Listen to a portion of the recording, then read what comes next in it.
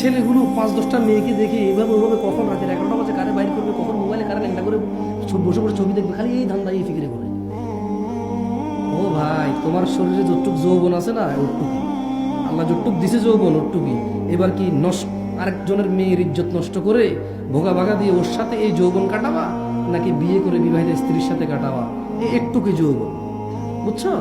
যেরকম তোমার কাছে 100 টাকা থাকলে 10 টাকা খরচ করে ফেলে আর কত থাকে? ধরেন এক লোকের কাছে 100 টাকা আছে, কত আছে? 5 টাকার মদ খেলো, কি খেলো?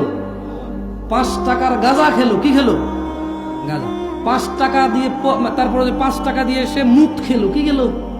5 টাকায় ঘু খেলো, কি খেলো? 5 টাকা ছিঁড়ে ফেলে দিছে। এভাবে তার 25 টাকা চলে গেলে আর কত থাকে? কত থাকে?